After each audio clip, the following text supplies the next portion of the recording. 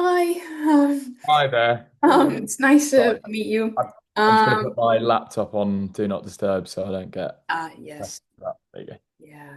Um, Lovely congrats. to meet Yeah, you. congrats on the film. It was beautiful. Oh, And thank you. thanks for taking the time and finding the time because I know there was a lot of No pleasure. Sorry, it's but it's been festival. so hectic. Yeah, Yeah, has it been good? Or it's been how's it great. been? Been just very like overwhelmingly busy and it's amazing having like all the reaction we've had has been an absolute blessing, but it's also just like a lot to take in, so it's also just like very tiring. Yeah, it's a bit of a um roller coaster because you're trying to balance getting people engaged with it and being excited about it, and then there's this sort of emotion like when people afterwards interacting with audiences and things, it's quite moving. So that's quite draining. yeah, It's like surprising how much that takes it out of you. But yeah, it's been really good, really fun. it's a good problem to have. It's just like tiring. Yeah. Yeah. Before I ask you about the film itself, I wanted to ask you both where did you like start and become and wanting to become filmmakers? um I started off as an actor when I was younger. So I did a show called Billy Elliot when I was 10, and I was a dancer when I was like 5. So like dancing was really my way in, to be honest. And after that show, I sort of knew I didn't want to be a performer, and I really wanted to be a director. And I was obsessed with film from a very, very early age. The reason I you know, wanted to do Billy was because I watched Billy the film. Mhm. I'm obsessed. I was like, I want to do that. And I want to. And so as soon as it came to the West End, I was like, that's what I want to do. So like I've always been obsessed with. I've always been a cinephile. I grew up wanting to be a director, and then it sort of informed me to go to uni. We met at uni. We made short films. Made some short films at school, and that just progressed and progressed and progressed with the idea that like this was only ever going to be the thing I ever did. Like it was just it's one of those things I just never wanted to do anything else. So there was no other option really. Yeah, mine was I didn't have the sort of professional background that Ollie had, but I had that. I loved acting as a kid, and I had that sort of thing of leaving school of like, oh, I'd love to try drama school, and then I went to look around a couple of them, and I just thought I didn't want to bleed for it as much as the other people that were there. So decided to go to uni and see if I'd revisit it. And then when we started working on stuff together, it just sort of unlocked, like, found I just fell in love with it. And ever since, I couldn't imagine doing anything else really. So yeah. Yeah. And then from that, like you've said, it's been a whirlwind of a festival. Did you do festivals before? Like, I mean, you don't ever know what you're gonna get when you bring your own film, but have you done like the environment before? Like, is that not Done that, it I with mean, short. yeah. Yeah, like short, but it's a different beast altogether, really. Like we had some love. There's some lovely film festivals we've done. We went to Venice. We had a great time in Venice for one. But like Not nothing, the not Venice, the we should Venice. say. Yeah, We probably should let it roll with we Venice, went to but Venice. Um, and but this is a completely different beast, to be honest. So like this is the sort of first time it's like your own film at a really big UK and a UK festival as well. Like it's really nice. Um, so no, it's this is sort of our first time, which is why we're probably like a bit overwhelmed by it all. yeah, it's just quite a daunting experience. I mean, it's equally that's not a bad thing. It's Mm. just like you realize when you've got a cinema of 300 people that your opinion is like the least important Important in the opinion in room, the yeah. room. So it's kind of interesting taking that seat and it's the first time in shorts you feel like you're sort of experimenting and trying new things out. So you don't feel as emotionally attached to it. Whereas we're making this for an audience. So their impression of it is ultimately the most, yeah. And to bring it to the film, it's at the you dedicated it to Jake Andrews is, and then so you can only like it's his story, isn't it? Or in a, if I yeah that's if I could ask you about like what how did you like where did the story come from and if it's dedicated to him, can you talk about a bit about the story of the film? Absolutely. Yeah, I love talking about it. It's it's an interesting one because it's really easy to say like based on, and I Mm, think that that's sometimes it comes out as a verbal slip because that is the sort of conventional way of saying it, but it's sort of, if I was to try and be as accurate as possible, it's inspired by his outlook, and he was a friend of mine from school, um, who passed away from cancer at the age of 18, and I sort of became just fascinated with this idea of a friendship group who are all trying to navigate it. And you when you're that age, you just no one knows how to sort of verbalize what they're feeling or or how to articulate what is really scaring them.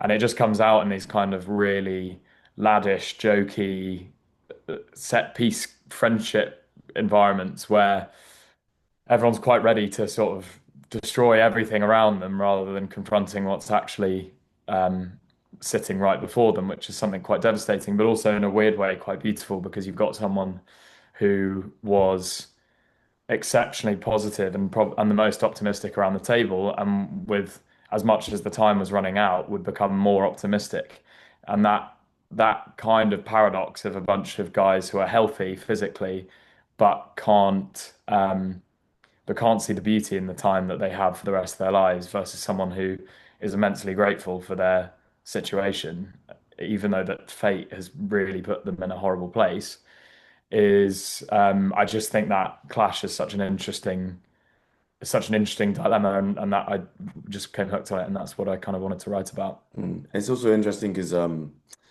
we also get asked quite a lot, like, are there like how much of ourselves are in the characters of Taylor and Frankie? And I think it's a similar thing where a lot of the time when you're making film, you're bringing parts of yourself to the work, but actually this film specifically, it's all about the relationship between them, rather than the individuals themselves, like necessarily. It's all about that chemistry. So I think it's the reason that it's dedicated to, not a based on credit, is the fact that like there's probably a lot of Jake in the relationships between the two of them, of like that love between two male friendships.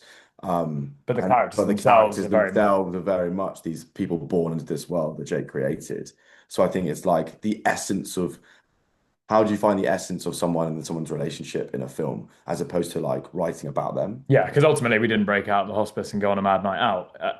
We probably joked about it at some Mm, point, but like that, it's quite a conventional sort of story to do, but it really sums up the like physical dynamic of mm, what these boys are running from. So yeah, as Ollie says, it's about like finding the essence of the spirit of it rather than actually what is this based around. mm, Yeah, for sure. And it's fully like what's nice about when you have two directors and one at least I mean in general if you've made this like if it's not someone else's script and when it's your script so you can feel like you wrote it and you carried it through.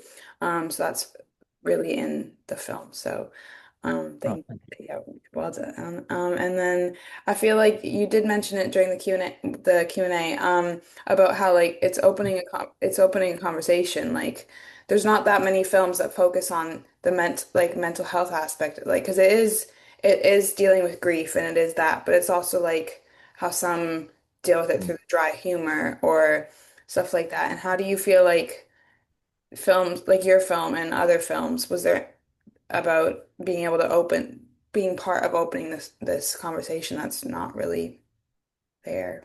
mm. Yeah, fully. I think we just want to be a part of the conversation. I think that felt important.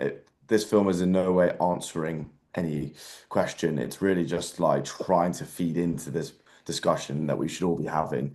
Um, and we're quite it's quite important that we also like reflect on like amazing other pieces like Adolescence, Inter Alia, these other pieces that are being made, that are doing incredibly important work. And Adolescence was amazing in like shaking an audience to go like, this is here, this is real, this is happening. And it's a huge pandemic of misogyny that we're facing and what young men are facing on social media. And what we wanted to do and what all our discussions were, okay, was going, okay, like we recognize that is real and we recognize that is here. What's the next phase of that conversation? And something which we feel positive about, I'm really passionate about, should I say, is that growing up, we've and especially in the world of sport and stuff, we've grown around this macho sort of toxic masculinity, but we've also really been a part of some really beautiful male friendships and relationships. And nowadays, like masculinity and toxic masculinity are very synonymous with each other, and there's not really such a thing, I don't think, as a positive masculinity at the moment. And we were like, well, can we try and show a character who has all these toxic traits, but redeem him through this really beautiful relationship and platonic relationship with his best friend? Because that is a really key part of masculinity as we know it, which is like we can have a joke around, and that is really fun, and we can have banter, for want of a better word, but we can also be really serious and vulnerable and tell each other we love each other. So like that's what we know to be true, and I think it's what a lot of young men know to be true, but a lot of them feel like they either can't express it or can't be vulnerable, and it's really important that we added to that conversation without it being too definitive in any way. Like we needed. It's sort of why the one night structure works. Because by the end of the film, it's not about us redeeming Frankie overnight. It's about us giving hope for the audience that he'll carry on past the film and continue that sort of outlook on life. We're not trying to solve things like that because that's not true. But it gives you the idea that there's a more hopeful future for him, I think. Yeah, and I think it's also important, like the way we've tried to do the film is not to speak at an audience, Mm, so it doesn't feel like, it's not like telling people men shouldn't be doing this or like should be doing these things. It's kind of we just hope that actually people will come along for like quite a fun ride, and I think mm, again that's where it leans into this like one night sort of idea is that it should just feel like a night out. It shouldn't feel like a sort of preachy thing. Hopefully, is that it's more about coming along for the ride and then just seeing how you might reflect on that night out afterwards, and it then giving it that sense of hopefully people feel like they look back on a night out with their mm. mate when they try and remember the film, if that makes Yeah. sense. Yeah, Yeah. and to add one more thing, rather than talk like 10 minutes about the subject matter, but it's why the music was really important in this film and why Tom Ogden was really amazing in this film because when he first sort of pitched the first song to us, it was a song called Here on My Heart. And he had wrote that for the Blossoms as a love story, as a love song. Um, and he was like, "Oh, I think it's going to work for this film," and sent it to us, and really like changed a few of the lyrics, and it suddenly worked perfectly. And like I think that's quite telling of what we were trying to do with this film. Like, if a love song through very, very, very little translation can move into a sort of film about two best male friends, then I think that kind of sums up what we're trying to do, really. Yeah, I was actually going to ask about how it was building the score because there's so many moments, the songs themselves and just like the score itself, um, that like fit and make pull you into the story a lot more. What was it like? Is that how it started? Like, did you get the song and then that's how the rest of the score? What was that process? Well, yeah, so it actually started because Callum's girlfriend at the time knew Tom, and I think she first read the script for Callum when he got sent it. She read it for him, and then they ended up talking about it. And she said to us, "Would you mind if I sent it to? Do you have a composer set up? Yeah. Would you mind if I sent it to a friend?" And she said Tom, and we were both pretty staggered because it's the Blossoms are like our favorite band. So when she said that, we were like, I mean, obviously, please send it. Like, if he's remotely willing to be interested, that would be incredible. But it was this really weird thing where we were sort of expecting to pitch him, and then we sent him the script because we were filming at the time, and he read it, and then one of the first songs he wrote was like sort of taking the dialogue and what the boys are talking about and finding this kind of boyish, nostalgic tune. And I think we were at the pub and he just sent us this voice note of like just what the song was. And instantly it like unlocked what the sort of themes of the film were in these two sort of hero tracks that he made. One really kind of characterized Frankie and one really characterized Taylor.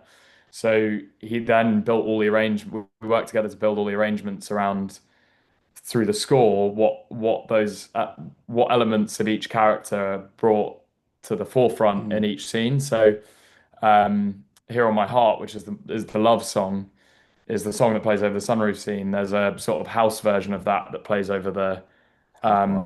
party. over the house party. So that's the same arrangement.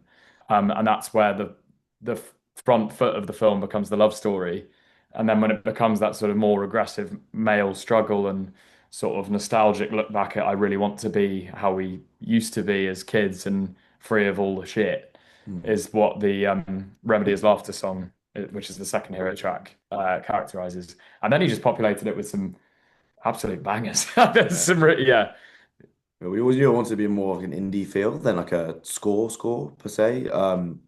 It was sort of like throwing to like what Alex Turner did in Submarine, like that yeah, sort of like you had this like real like really clear voice in the music, and I think also there's quite a big decision to like have lyrics or not. Like when I think we're making a film, like is it all underscore or are you having lyrics? But Tom's lyrics were so good that and his voice is has such a rawness and grounds the story in a way that it just felt like it was the perfect fit for us. yeah. When you've got a film that's all about what they're not saying, it's quite actually quite nice to play with. Actually, do we just underline Mm, what the struggle is? Because there's this sort of soul about his music that really characterizes that sort of youthful struggle that the boys have. yeah, totally. In a way, it feels you're the state of us. The Do you think, because as being cinephiles and watching movies and like loving the industry before getting into it, I'm not sure because like I come like my perspective is Canadian, and then but you coming here, you can see. I don't know. It just feels in a way. Do you think like in making it? There's so many mannerisms I've seen come from like British boys. Um, do you think not like I don't know if you could decide it, but do you think it would have worked had had it like or do you think it works because of the Wow. mannerisms you guys can put in with like what you like the interactions you Yeah. guys have as It's a really interesting question. I think fundamentally the story is universal. So like these could be two boys from anywhere, and I fundamentally believe it would be truthful to like their experience. I think what the Britishness of the film and why we're passionate that it has that sort of like Britishness to it is I do think that British filmmaking allows you to sort of push the boundaries of comedy quite far. And so like you could push the line and then pull it back. I think that's uh, a really key aspect of like British filmmaking. And I also think this like grit, rough and ready nature to it, which meant that we could really like lean into that, which I think helped like propel you through the story a bit. But it was also like helped us from a practical sense because we're independent. It's an independent filmmaking. We shot it in 12 days. We had to sort of lean into that style. Um, but like, I don't think it's inherently British, British per se. For instance, our DP is Eunice Roy Amer, who is a Swiss, Turkish Turkish, German. Armenian Yeah. man, and he completely understood it and like was such a driving force of the tone of the film. So I think whilst we love that it's British because it's like, that's where we're from and I'm really proud of that. Like I think it could have been placed anywhere. Yeah, I think also that's why the structure of it is never trying to break any conventions Yeah.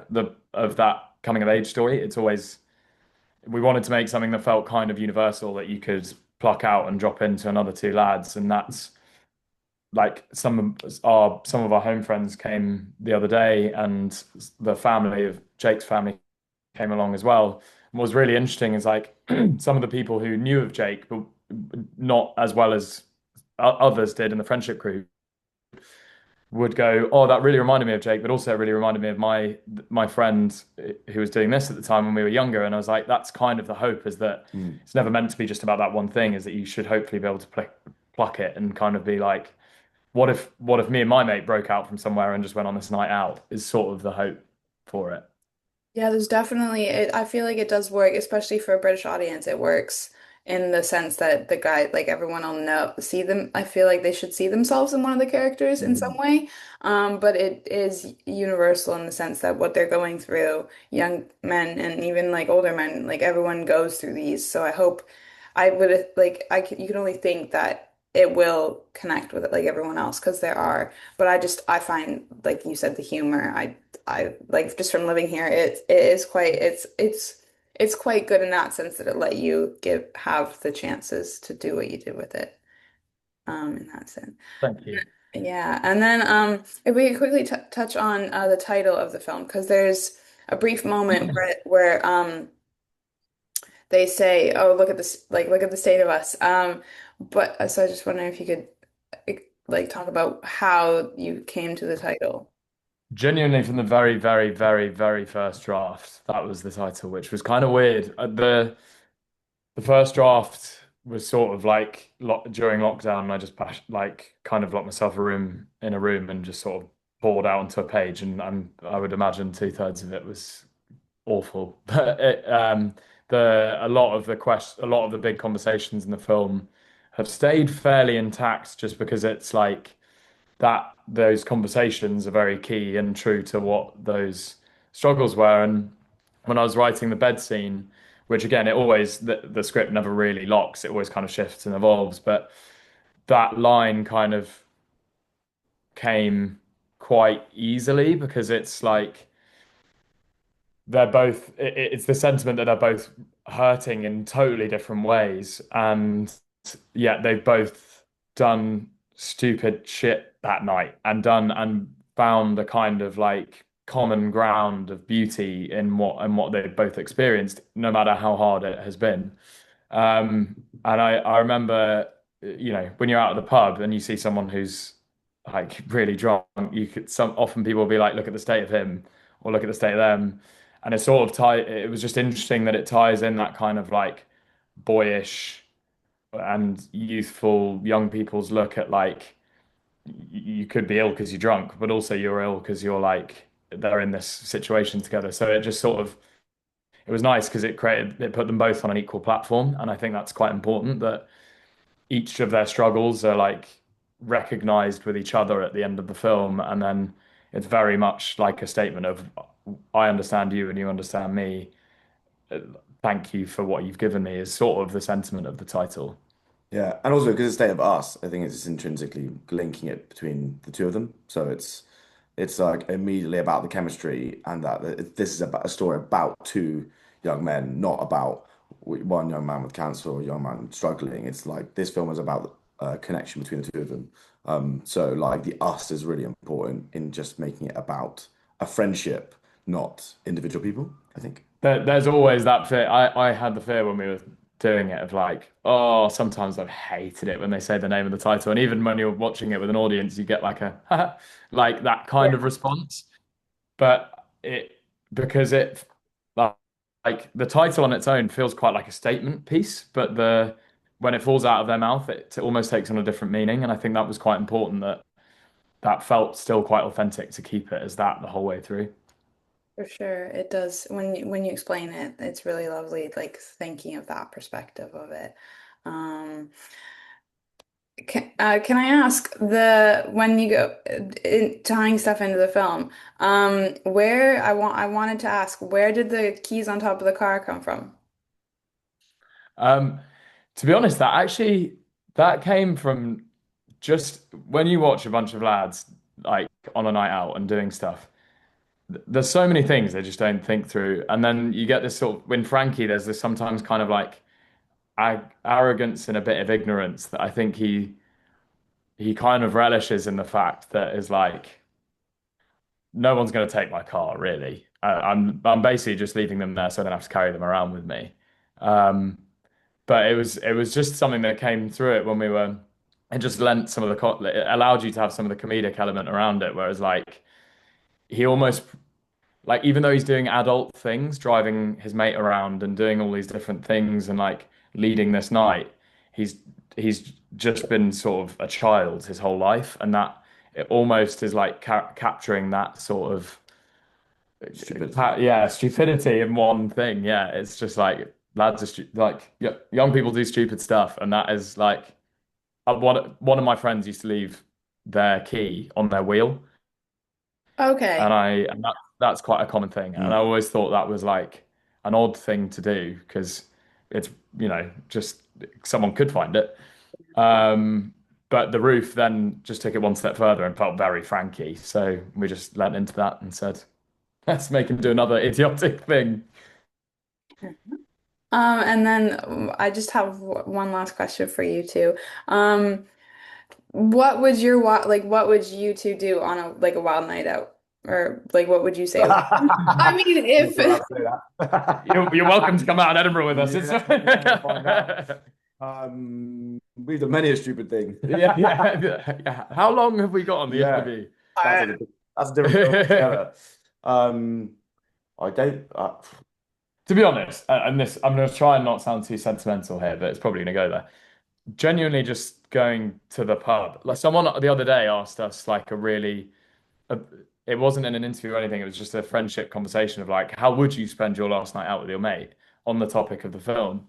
And I was like, you probably would just go to the pub and talk 100%. because it's the most like, I think those sorts of environments where you're surrounded by other people and you there's a sort of intimacy in those spaces that you can actually just like you can talk shit and you can talk Mm. real, and obviously talking shit leads to hopefully probably getting real. And I think when you find that balance of those nights out, that is kind of the perfect night out. It's why we have the moment in the red world where they just see each other's faces, because when you look back at like nights out with your friends when you were kids, like I can never remember the this weird club we went into, but I remember dancing opposite them, and the thing I can remember is their face. And it's like I think the power of like what night out we would Mhm. go on is like just to have a laugh and like chat, be silly, Mm. make mistakes. Yeah. Slash Glastonbury. Yeah. We Slash we Glastonbury. had some good times at Glastonbury. We had a really good time at Glastonbury watching Blossoms play,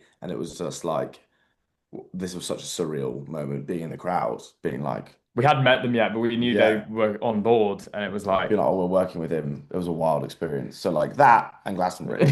yeah. that's lovely. Thank you for taking the time and for talking and for your beautiful film and congratulations. Thank you Thanks very so much, much. Haley. Thanks for Yeah, taking the thanks time to for talk taking to the us. time, Yeah, thank you. Um, bro. yeah. See you later. Yeah, for sure. Hopefully see you around the festival. Yeah, Yeah. completely. Do you still have a couple screenings, right? Yeah, Got one one. more One. Yeah, tomorrow. one more. Yeah, one more tomorrow at 4, Yeah, I I think think. 4:30 or something. So Yeah, hope you see you around. Yeah, for sure. Bye. thanks, Haley.